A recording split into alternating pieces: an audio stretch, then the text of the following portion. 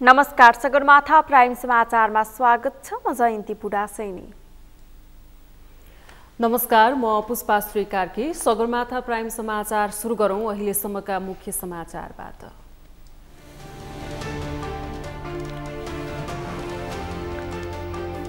अर्थमन्त्री जनार्दन शर्माद्वारा राजीनामा, अनाधिकृत व्यक्ति प्रवेश गराई करको दर हेरफेर गरेको विषयको छानबिन गर्न 11 सदस्यीय संसदीय विशेष समिति गठन।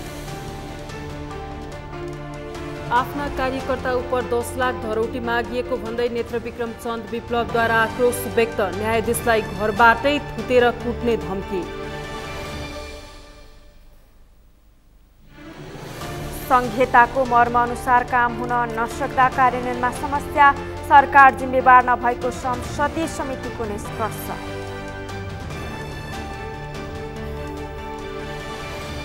युक्रेनको डोनेस्क सहरमा रुसको भीषण बमबारी, सो क्षेत्र छोडेर सुरक्षित ठाउँमा जान जनतालाई गभर्नरको सुझाव।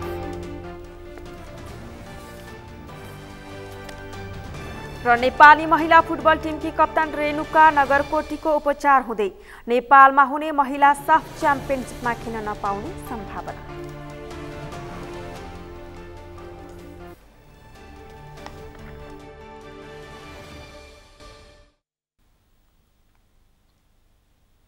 सगरमाथा प्राइम समाचार अब विस्तारमा। अर्थमन्त्री जनार्दन शर्माले पदबाट राजीनामा दिएका छन्। बजेट निर्माणमा अनाधिकृत व्यक्तिको संलग्नताबारे संसदमा प्रश्न उठेपछि अर्थमन्त्री शर्माले राजीनामा दिएका हुन्। उनले आफूमाथि अनावश्यक र झुटो आरोपहरू लगाइएको भन्दै सबै आरोपहरूलाई अस्वीकार तथा खारेज गर्ने पनि दाबी गरेका छन्। एक रिपोर्ट। अर्थमन्त्री जनार्दन शर्माले पदबाट राजीनामा दिए। बुधबार बसेको प्रतिनिधि सभा बैठकमा सम्बोधन गर्दै अर्थमन्त्री शर्माले अर्थमन्त्रीको पदबाट राजीनामा दिएको घोषणा गरे। उनले आफूमाथि लागेको अभियोग छानबिन गर्न बनेको संसदीय समितिलाई छानबिनका लागि सहयोग गर्न पदबाट राजीनामा दिएको बताए। अर्थमन्त्री शर्माले बजेट निर्माणका क्रममा आफ्नो मूल्य मान्यता र नैतिकतालाई डगमगाउन नदिएको उल्लेख गरे। उनले आफू एउटा मात्र नभई हजारौं विषयमा छानबिनका लागि तयार रहेको बताए। आफूमाथि अनावश्यक र झुटा आरोपहरू लगाइएको भन्दै सबै आरोपहरूलाई अस्वीकार तथा खारेज गर्ने पनि उनले दाबी गरे।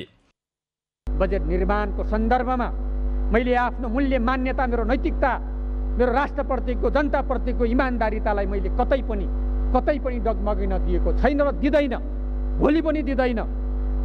म हजारौं छानबिनको लागि तयार छु। एउटा छानबिन होइन, हजारौं छानबिनको लागि म तयार छु।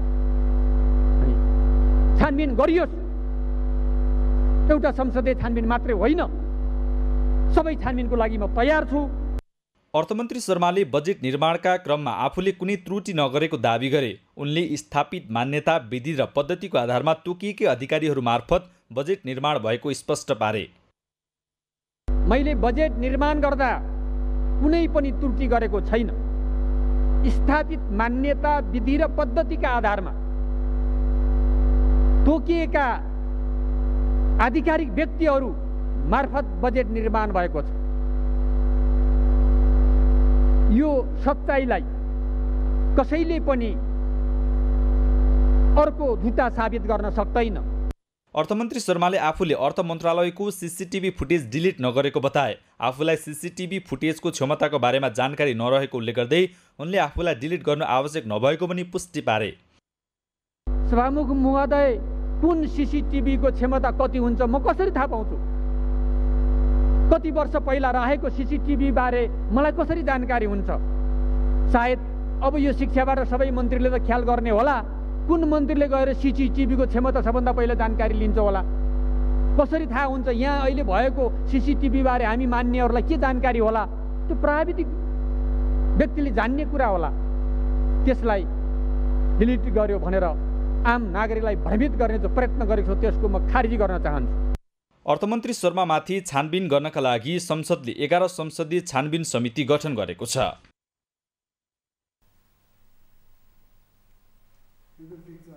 अर्थमन्त्री जनार्दन शर्माले आगामी आर्थिक वर्षको बजेट निर्माणका क्रममा अनाधिकृत व्यक्ति प्रवेश गरी करका दर हेरफेर गरेको विषयलाई लिएर 11 सदस्यीय संसदीय छानबिन विशेष समिति गठन गरिएको छ।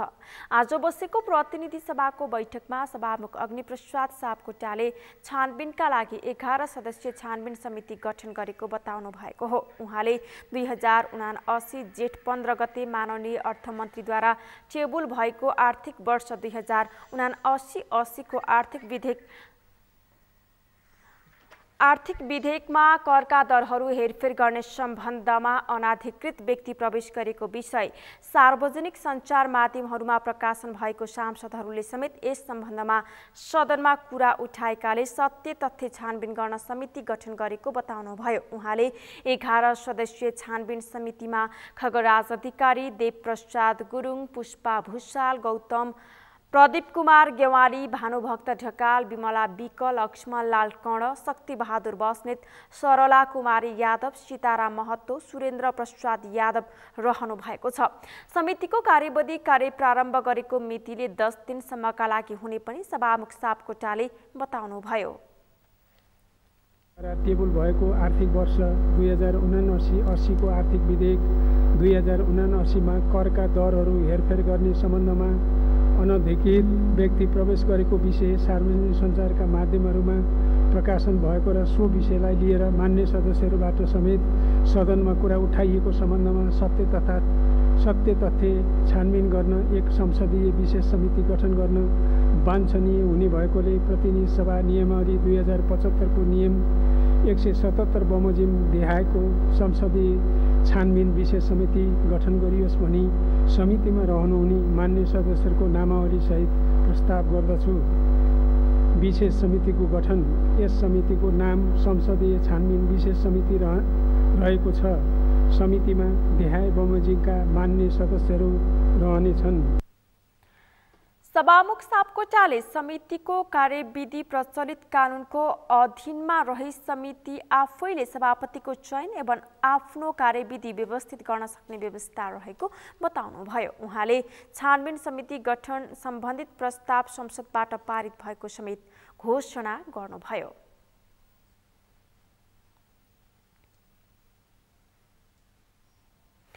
नेकपा एकीकृत समाजवादीका सांसद झलनाथ खनालले अर्थमन्त्री जनार्दन शर्मामाथि उठेको प्रश्नको जवाब माओवादी केन्द्र र अर्थमन्त्री स्वयंले दिनुपर्ने बताउनु भएको छ। आज नयाँ बानेश्वर स्थित संसद भवन बाहिर सञ्चारकर्मीहरूलाई संक्षिप्त प्रतिक्रिया दिँदै सांसद खनालले अर्थमन्त्री जनार्दन शर्मामाथि उठेका प्रश्नहरूको जवाफ सम्बन्धित पार्टी नेकपा माओवादी केन्द्र र अर्थमन्त्री आफैले दिनुपर्ने बताउनु भएको हो। उहाँले अर्थमन्त्री शर्मामाथि उठेको सवालहरूको हेलचेक्राइ गर्न नहुने बताउनुभयो। उहाँले अर्थमन्त्री शर्माले बजेट निर्माणका क्रममा असम्बन्धित व्यक्तिहरूलाई समावेश गराएको हो भने गम्भीर घटना भएको र त्यसको छानबिन गरी सत्य तथ्य बाहिर आउनुपर्ने बताउनुभयो। बाहिर आएका कुरा सत्य हो भने अर्थमन्त्रीको राजीनामा स्वाभाविक भएको उहाँको भनाइ छ। कुराहरू हुनु हुँदैन, सबै कुरा पारदर्शी हुनुपर्छ र कहीँ गल्ती कमजोरी केही पनि भएको छ भने सम्बन्धित व्यक्तिले जिम्मेवारी लिनुपर्छ। घटनाक्रम जे भएको छ त्यो घटनाक्रमको राम्रो ढङ्गले छानबिन र त्यसका तथ्यहरू बाहिर आउनु पर्यो।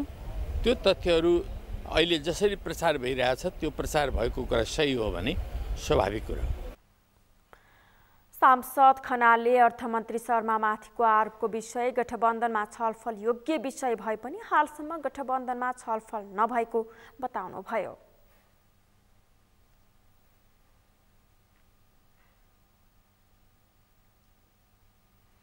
नेपाल कम्युनिस्ट पार्टी नेकपाका महासचिव नेत्र विक्रम चन्दले हिंसा प्रेरित अभिव्यक्ति दिनुभएको छ। देश बेच्न पाइँदैन भनेर एमसीसी जस्तो राष्ट्रघाती सम्झौता विरुद्ध लडाईँ लडेर जेल परेका आफ्ना पार्टीका कार्यकर्तालाई 10 लाख रुपैयाँसम्म धरौटी माग्ने न्यायाधीशलाई घरबाटै थुतेर कुट्नुपर्ने बताउनु भएको हो। आज काठमाडौँमा आयोजित एक कार्यक्रममा उहाँले देश बचाउन लडाईँ लडेका आफ्ना कार्यकर्तालाई रिहाई गर्न यति धेरै धरौटी माग गर्ने न्यायाधीश को हुन् भनी पटक पटक प्रश्न समेत गर्नुभयो। साथीहरु जेल पर्नुभयो, धरौटी पनि कति माग्ने? 10 लाख माग्ने कि 5 लाख? यो न्यायाधीश को हो? यो यिनको त घर घर गएर थुतेर कुट्नुपर्छ कि यिनलाई। कुरा के हो भन्दाखेरि यहाँ एउटा साँचो कुरा के हो भन्नुहुन्छ भने एउटा विद्यार्थी पढिराखेको विद्यार्थीलाई 10 लाख 5 लाख धरोटी माग्ने हो। कहाँबाट लिएर तिर्ने 10 लाख भन्नुहोस् त। एउटा युवा देश बेच्न पाइँदैन भनेर जुलुस गर्दाखेरि गिरफ्तार हुने मान्छेलाई 3 लाख धरोटी माग्ने हो। महासचिव विप्लवले एमसीसी संसदबाट पारित भए पनि त्यसलाई कार्यान्वयन हुन नदिने अडान दोहोर्याउनु भयो। उहाँले क्रान्ति गर्न डराएकाहरूले मात्रै आफ्नो पार्टी छाडेको दाबी गर्नुभयो।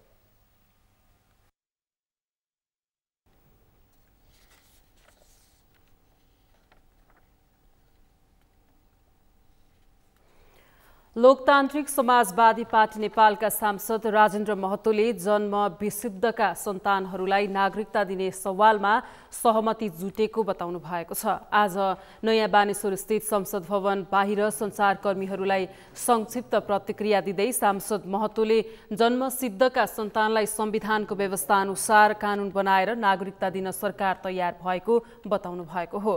उहाँले संसदमा रहेको पुरानो नागरिकता विधेयक फिर्ता गरेर नयाँ विधेयक पारित गर्न सरकार सहमत भएको उल्लेख गर्नु भएको छ। नयाँ विधेयक संसदमा लगेर पारित गर्न सम्भव भएको उहाँको भनाइ छ।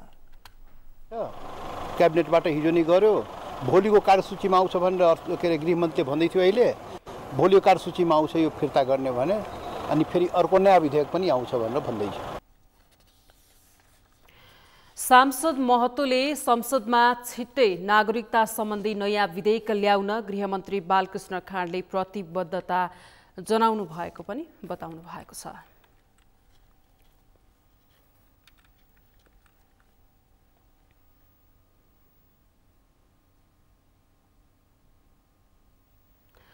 राज्य मन्त्री उमेश श्रेष्ठले राज्य सञ्चालन प्रणालीको कमी कमजोरीका कारण राष्ट्रिय गौरवका आयोजना समयमै नसकिएको दावी गर्नुभएको छ।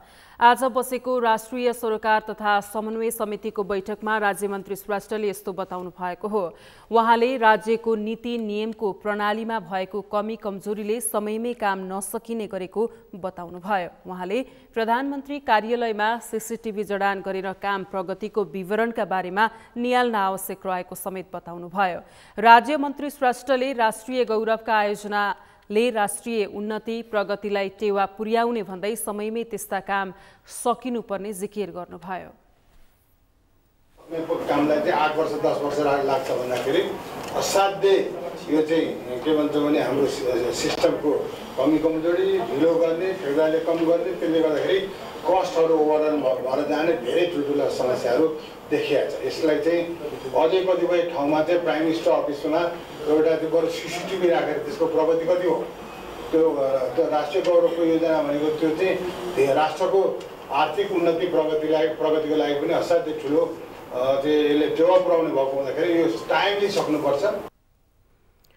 राज्य मन्त्री श्रेष्ठले समयमै काम सक्ने कुरामा कर्मचारीहरूको सरुवा पनि बाधक बन्ने गरेको उल्लेख गर्नुभएको छ। उहाँले यसलाई सहजीकरण गर्न र नेपाललाई समृद्ध बनाउन सरकार र प्रधानमन्त्री कार्यालय लागि परेको बताउनुभयो।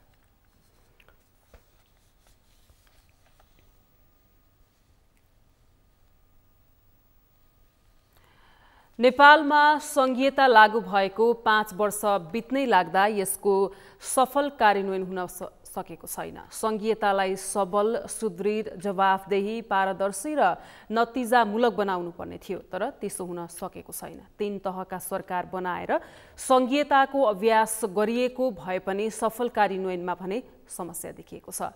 कार्यान्वयन सफल हुन नसक्दा व्यवस्थामाथि नै प्रश्न उठ्ने गरेको छ। नरेन्द्र महताराको रिपोर्ट।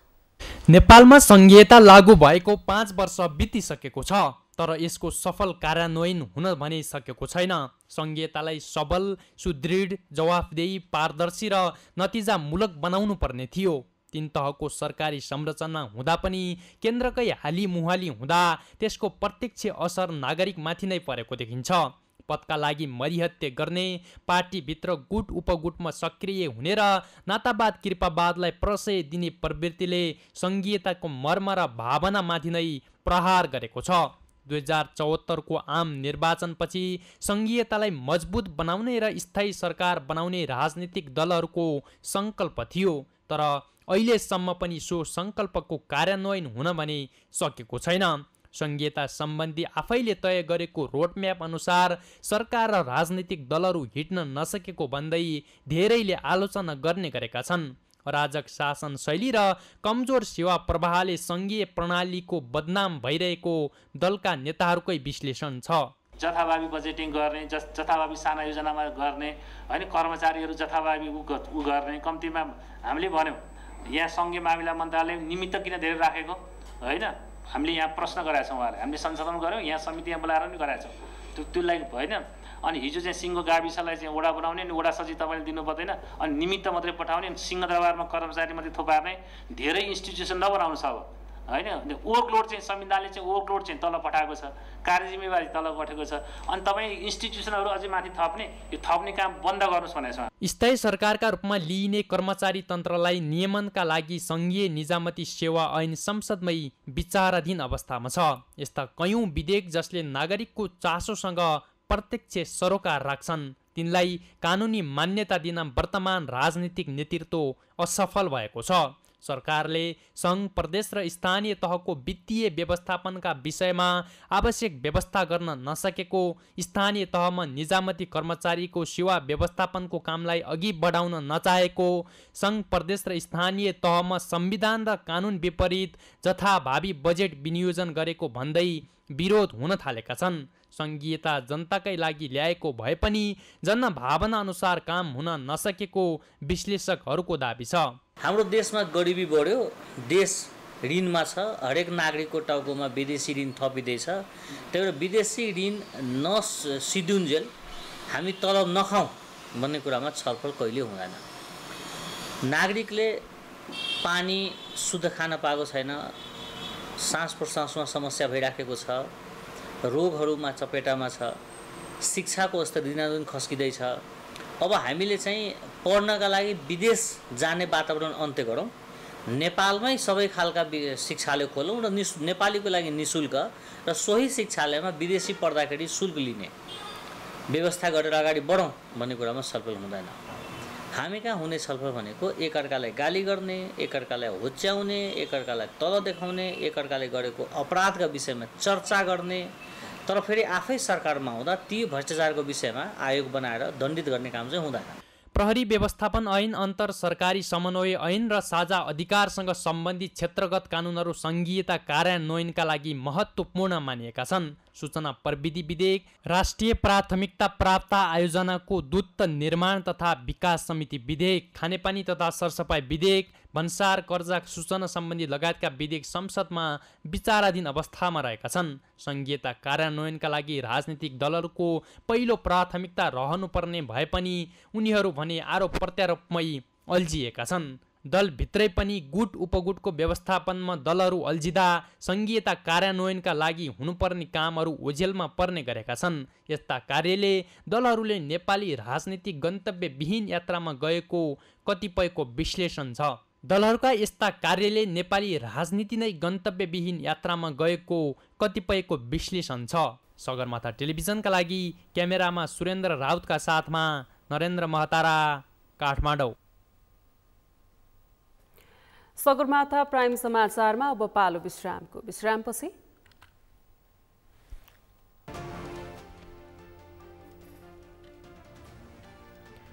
सङ्घीयताको मर्मअनुसार काम हुन नसक्दा कार्यान्वयनमा समस्या, सरकार जिम्मेवार नभएको संसदीय समितिको निष्कर्ष।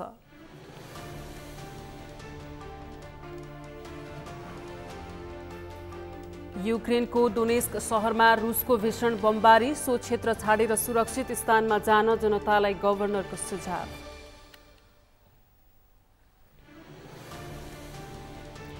र नेपाली महिला फुटबल टिमकी कप्तान रेणुका नगरकोटीको उपचार हुँदै नेपालमा हुने महिला साफ च्याम्पियनसिपमा खेल्न नपाउने सम्भावना।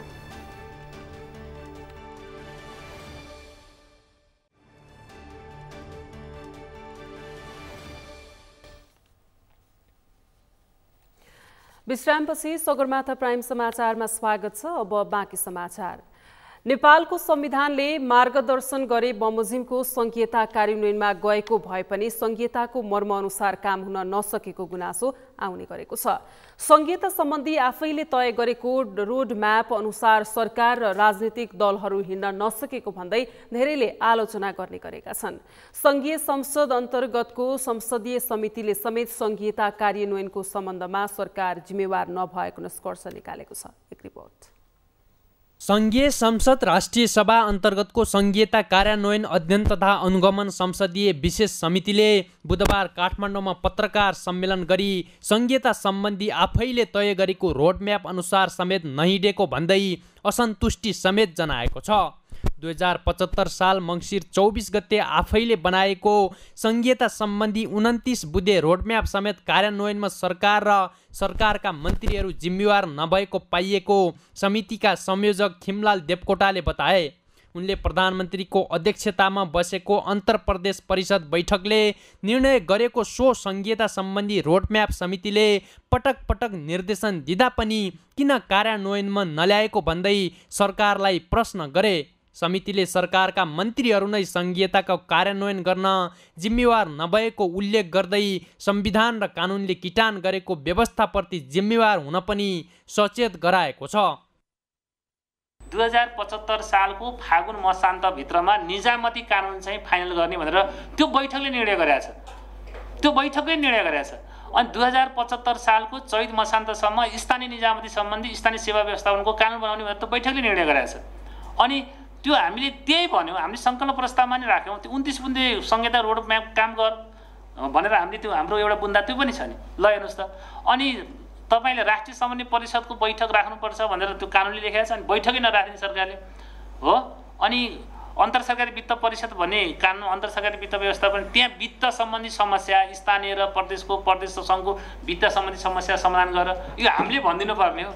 समितिले अन्तर सरकारी वित्त परिषदको बैठक समेत नबसेर सरकारले सङ्घ प्रदेश र स्थानीय तहको वित्तीय व्यवस्थापनका विषयमा आवश्यक व्यवस्था गर्न नसकेको, स्थानीय तहमा निजामती कर्मचारीको सेवा व्यवस्थापनको कामलाई अघि बढाउन नचाहेको, सङ्घ प्रदेश र स्थानीय तहमा संविधान र कानुन विपरीत जथाभावी बजेट विनियोजन गरेको भन्दै तत्काल त्यसलाई सच्याउन पनि सरकारलाई भनेको छ। समितिका संयोजक देवकोटाले संविधान र कानुन अनुसार 2075 साल फागुन मसान्तभित्र निजामती कर्मचारी सम्बन्धी ऐन फाइनल गर्ने निर्णय कार्यान्वयनका लागि दिएको निर्देशन पनि सरकारले हालसम्म कार्यान्वयन नगरेकोमा आपत्ति जनाएका छन्।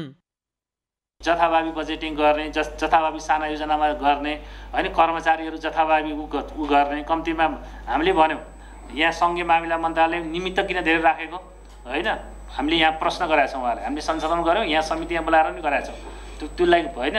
अनि हिजो चाहिँ सिङ्गो गाविसलाई चाहिँ वडा बनाउने अनि वडा सचिव तपाईँले दिनु पर्दैन, अनि निमित्त मात्रै पठाउने, सिंहदरबारमा कर्मचारी मात्रै थुपार्ने, धेरै इन्स्टिट्युसन नबनाउनु छ अब होइन। ओभरलोड चाहिँ संविधानले चाहिँ ओभरलोड चाहिँ तल पठाएको छ, कार्य जिम्मेवारी तल पठाएको छ। अनि तपाईँ इन्स्टिट्युसनहरू अझै माथि थप्ने, यो थप्ने काम बन्द गर्नुहोस् भनेको छौँ हामीले। मुख्य सचिवलाई पनि भनेको छौँ, यो सङ्घीय मामिला मन्त्रालय उनलाई पनि भनेको छौँ हामीले। समितिका संयोजक देवकोटाले स्थानीय तहको वडाहरूमा सचिवको व्यवस्था अझै गर्न नसकेको भन्दै सङ्घीय मामिला तथा सामान्य प्रशासन मन्त्रालयप्रति आक्रोश व्यक्त गरे।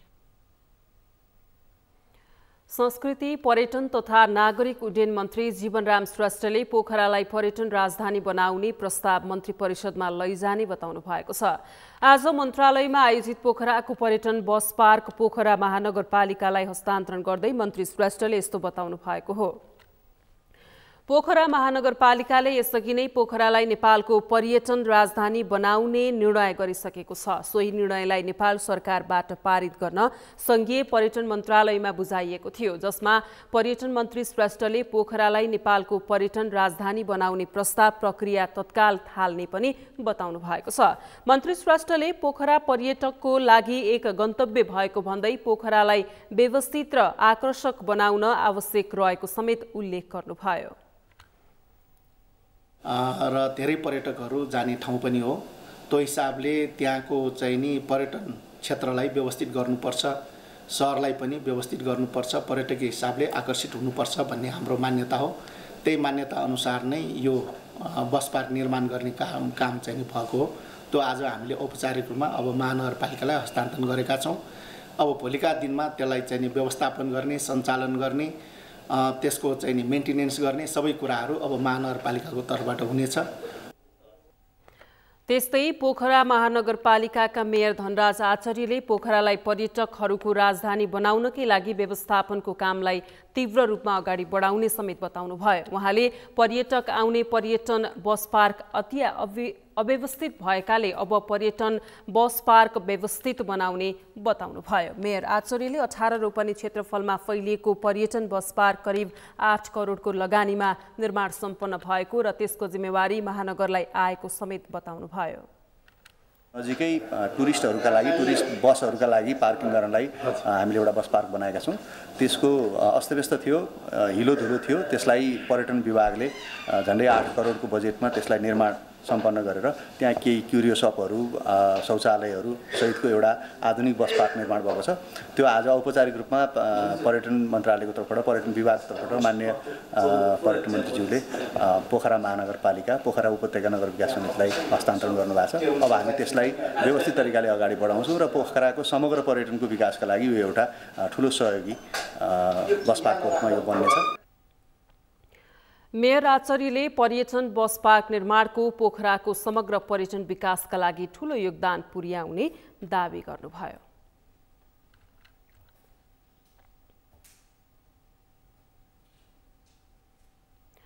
नेपालमा ओमिक्रोन भेरिएन्टको नयाँ उपप्रजाति BA.5 पुष्टि भएको छ। राष्ट्रिय जनस्वास्थ्य प्रयोगशालाले गरेको जिन सिक्वेन्सिङ मार्फत परीक्षण गर्दा 2वटा नमुनामा BN5 पुष्टि भएको स्वास्थ्य तथा जनसङ्ख्या मन्त्रालयले जनाएको छ।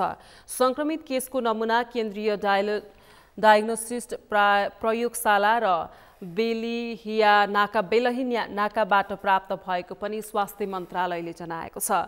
मन्त्रालयकी प्रवक्ता डाक्टर सङ्गीता मिश्रका अनुसार राष्ट्रिय जनस्वास्थ्य प्रयोगशालामा भारत र नेपालको विभिन्न सीमा नाका तथा विभिन्न प्रयोगशालाबाट आएका 32वटा नमुनालाई जिन सिक्वेन्सिङ गरिएको थियो, जसमध्ये 2वटामा BA5 र अर्को 2मा BA1 र बाँकी 28वटामा BA2 पुष्टि भएको उहाँले बताउनु भएको छ।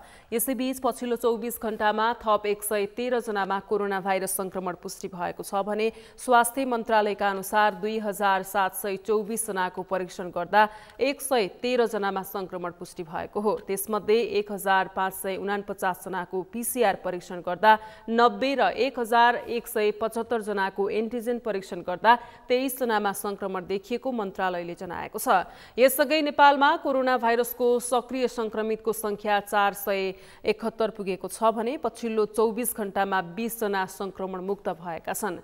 बुधबार थपिएका सँगै नेपालमा कोरोना संक्रमितको कुल संख्या 11,20,557 पुगेको छ।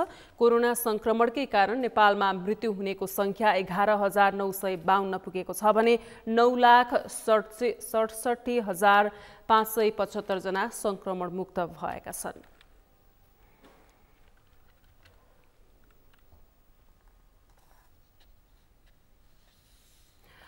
नाडा अटोमोबाइल्स एसोसिएसनका अध्यक्ष ध्रुव थापाले अटोमोबाइल्स व्यवसाय बच्ने गरी आगामी आर्थिक वर्षको मौद्रिक नीति ल्याउन सुझाव दिनुभएको छ। आगामी आर्थिक वर्षको मौद्रिक नीतिका लागि नेपाल राष्ट्र ब्याङ्कले 2 दिन अगाडि आयोजना गरेको सुझाव संकलन कार्यक्रममा बोल्दै अध्यक्ष थापाले यस्तो सुझाव दिनुभएको हो। उहाँले विगत 8-10 महिनादेखि अटो व्यवसाय ठप्प रहेको भन्दै अटो क्षेत्रलाई राहत दिने गरी मौद्रिक नीति ल्याउनु पर्ने बताउनुभयो। अध्यक्ष थापाले विगत 10 महिनादेखि अटो व्यवसाय ठप्प हुँदा अटो व्यवसायीहरूले बैंकको कर्जा तिर्न नसक्ने अवस्थामा पुगेको समेत बताउनुभयो। उहाँले अटोमोबाइल सधैँ राज्यको टार्गेटमा पर्ने गरेको समेत गुनासो गर्नुभयो। उहाँले सरकारलाई अटोमोबाइल क्षेत्रलाई हेर्ने दृष्टिकोण परिवर्तन गर्न सुझाव समेत दिनुभएको छ। अध्यक्ष थापाले सरकारलाई राजस्व चाहिए अटो क्षेत्रलाई खोज्ने र आयातमा कडाई गर्नु परे पनि अटो क्षेत्र खोज्ने अभ्यास भएको भन्दै अटो क्षेत्र चुरोट रक्सीको क्याटेगोरीमा राख्न थालेको गुनासो गर्नुभएको छ। उहाँले गाडीको हायर पर्चेस 70%बाट 50%सम्म झारेको, जोखिम भार 75%बाट 150%मा पुर्याएको, एलसी खोल्दा 100%सम्म मार्जिनका विषयमा मौद्रिक नीतिले परिमार्जन गर्नुपर्ने समेत बताउनुभयो। त्यो 50%मा झारियो त्यसपछि यो रिस्क वेटेजको कुराहरू पनि अब 75 थियो, अहिले 150 बनाइएको छ अटोमोबाइलमै।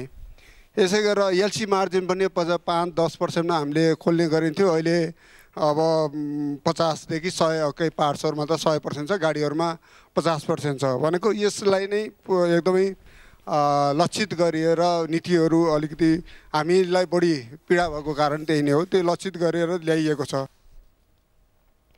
अध्यक्ष थापाले गाडीमा जोखिम भारको कारण बजारमा तरलता सहज हुँदा समेत फाइनान्स हुन नसक्ने अवस्था सृजना भएको बताउनुभयो। उहाँले अहिले अटो व्यवसाय 70 देखि 80% ठप्प रहेको जिकिर गर्नुभयो।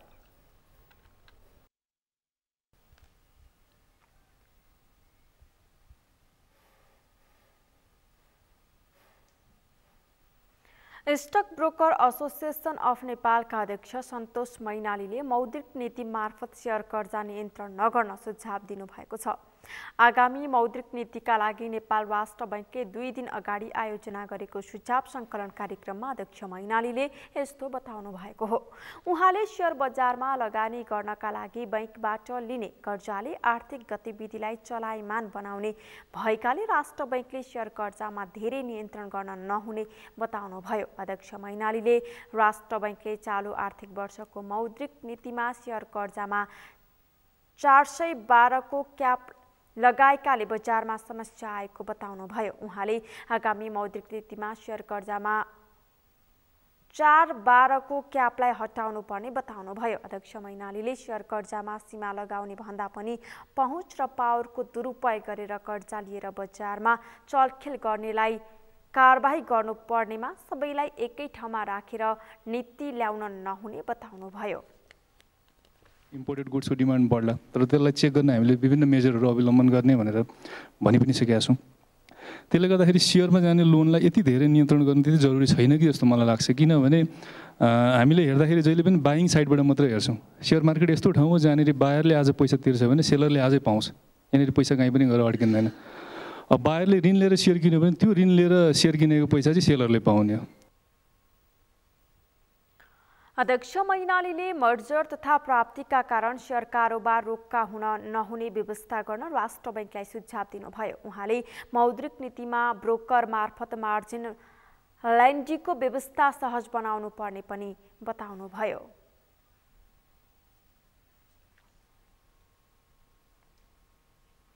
जिल्ला प्रशासन कार्यालय सुर्खेतले वर्षातको मौसममा हुन सक्ने बाढी पहिरो जस्ता विपद जोखिम न्यूनीकरण तथा व्यवस्थापनका लागि तयार अवस्थामा रहन सरकारवालालाई निर्देशन दिएको छ। वर्षातको समयमा सडकमा हुने अवरोध हटाउन तथा सवारी दुर्घटना न्यूनीकरणका लागि आवश्यक उपकरण मेसिनरी सहित क्विक रेस्पोन्स टिमलाई अभिमुखीकरण दिएर तयारी अवस्थामा रहन निर्देशन दिएको हो। वर्षातको मौसम जति बेला पनि विपद आइलाग्ने भएकाले आवश्यक स्रोत साधन सहित दक्ष जनशक्तिका साथ तयारी अवस्थामा राख्न निर्देशन दिएको हो।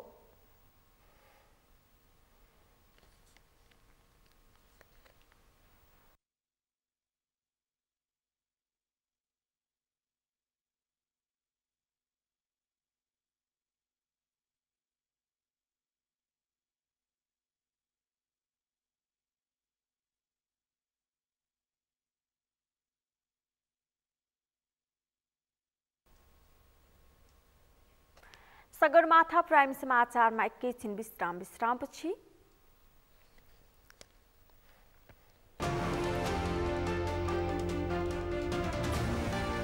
युक्रेनको दोनेत्स्क शहरमा रुसको भीषण बमबारी, सो क्षेत्र छाडेर सुरक्षित स्थानमा जान जनतालाई गभर्नरको सुझाव।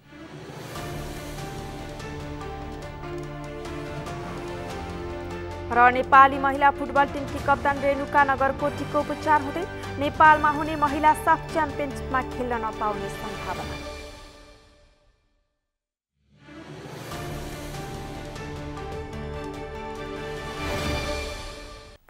अब पालो अर्थ समाचारको।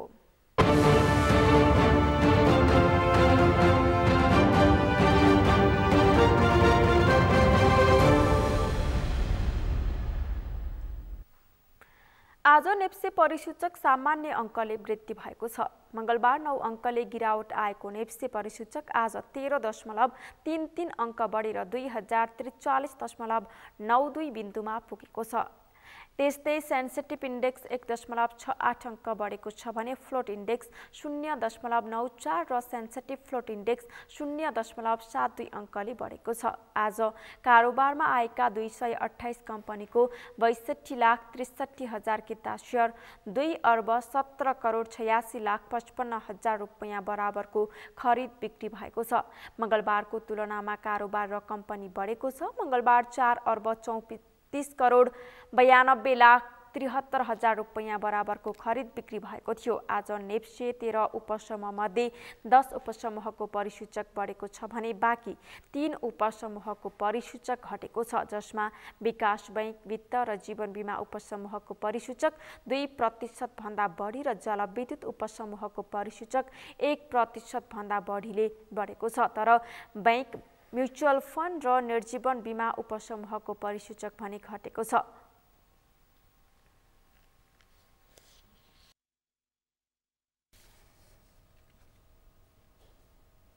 खेल समाचारसँगै हामी सगरमाथा प्राइम समाचारको अन्त्यमा छौं। अन्त्यमा मुख्य समाचार फेरि पटक।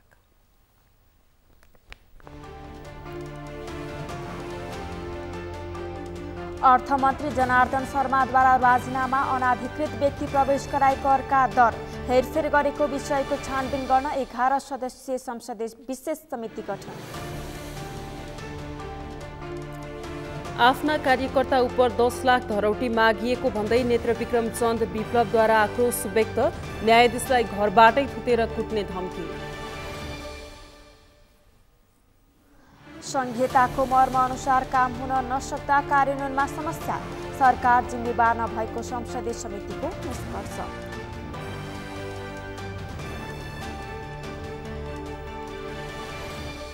युक्रेनको डोनेस्क शहरमा रुसको भीषण बमबारी, सो क्षेत्र छाडेर सुरक्षित स्थानमा जान जनतालाई गभर्नरको सुझाव।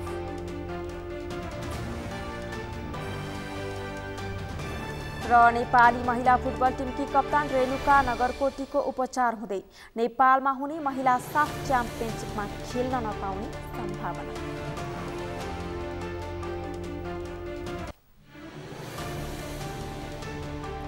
हवस् त सगरमाथा प्राइम समाचार अहिलेलाई सकियो। तपाईँ समाचार बुलेटिनका साथै सगरमाथा टेलिभिजनका सम्पूर्ण कार्यक्रम www.sagarmatha.tv मा पनि पढ्न र हेर्न सक्नुहुनेछ।